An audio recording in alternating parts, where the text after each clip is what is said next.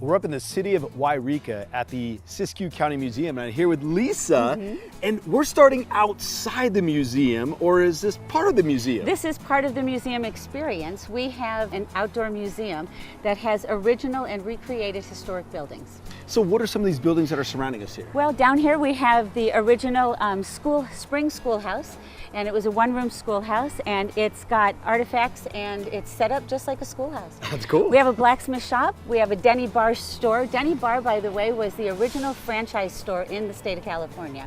So we have a replica of the Denny Bar store. We have the Callahan Church, which is partially recreated and partially original. Yreka is in the northernmost part of California. It's right on the border of California and Oregon. It's on the I-5 corridor, very easy to find. We're easy to find once you get off I-5 in Yreka. Here's the museum. What made this area so popular?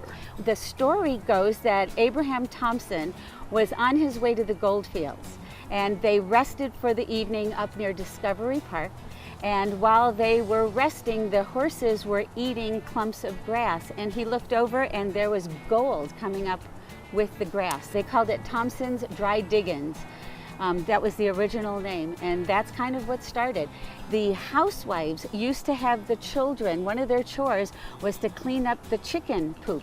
Because when the chickens were pecking in the dirt eating, gold nuggets would come out in their excrement. So this became a boom town at one point? This became a boom town. And once the gold started to die out, ranching and logging and the railroad, all of that kept it alive. So can we go check out this house you're telling me about? Yeah, let's go take a look at Wild Creek Canyon.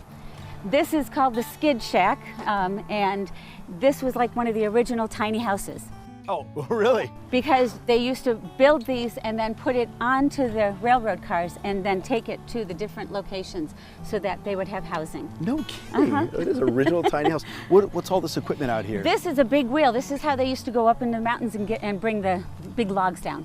Wow. Yeah. Okay. Recreated gold mine. So anyhow, this is the miner's cabin in the outdoor museum, and it was built around 1850s.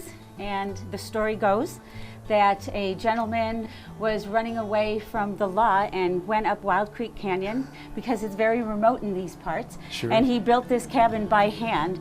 And he's got this little lookout here. He was able to see whether he was being pursued. And then you never know if he did know if somebody was there. You never know if he was using that as a protection. So you moved that from up there down here? Yes, we were able to move, and the Forest Service helped us with that project. But this was done back in the 1970s. This outdoor museum was created in the 70s, so a lot of these buildings were brought in right around then. When it was moved, was there a stove in there like there is now? This stove was donated to the museum, and so we've just recreated what we thought it might have looked like. Oh, okay. Yeah. We're in the one-room schoolhouse, and ironically, on today, we have a group of students are from a one-room schoolhouse. And they had pointed out to me that here are the rules up here for teachers in 1915. And the very first rule is you may not marry during the term of your contract. Second one is you are not to keep company with men. You must be at home between the hours of 8 p.m. and 6 a.m. unless attending a school function. You may not loiter downtown in ice cream stores. It says it right here. You may not wear bright colors. Wow, things have changed.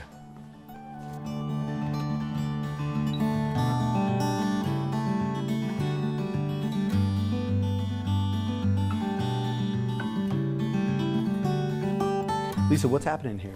Well, we have an amazing, talented basket weaver by the name of Verna Reese. She comes to us from Happy Camp, which is about 60 miles from here, but it takes Verna about an hour and a half, maybe 2 hours to get down here.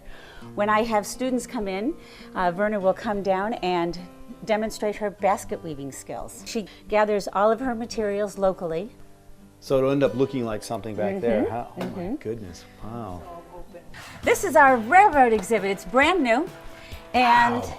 These are the railroad guys, just two of the many that were responsible for creating this from scratch. And it's a representation of the history of railroading in Siskiyou County. So we have the railroad from the Yreka Depot, we've got Montague, we've got a representation of the railroad and its impact with gold mining, ranching, and lumber. And we actually have it so that the train can go around. So I just think it's a great thing for kids when they come see this. I love seeing stuff like this, and the kids are so excited. But these guys worked for a year and a half, 2 times a week. They came in and they built this. It looks like they built themselves in a box too, by the way. Have you noticed? Because I don't see any doors They're back never there. allowed to leave. Wow, and I assume they can sit there and answer questions. They about, answer questions to the kids, and the kids are just fascinated. It just kind of keeps going back This here. is an amazing firearm exhibit. This is just a small piece of what we have. Is this a representation of the area or what was brought into the area? Well, it's a representation of how the people armed themselves, protected themselves, hunted in this region. We've got agriculture here, and we've got a representation of a Depression-era grocery store. And it's very interesting when you come by and you see this guy standing there. Yeah, it probably shocks a few people.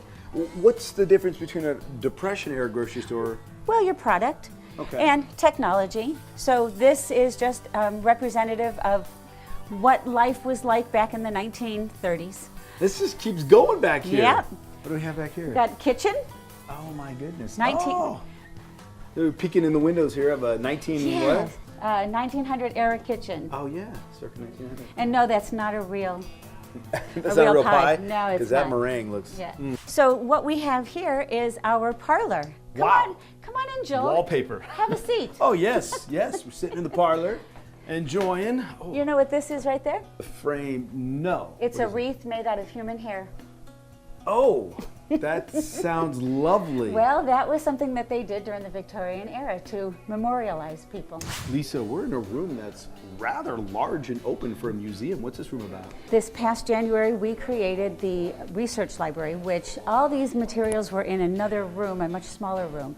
And it made sense for us to utilize this empty space. So not only do we have a research library where people can come in and do research on their own, museum staff also assists with research because there's some areas that are completely off limits because they're original documents that only museum staff can handle.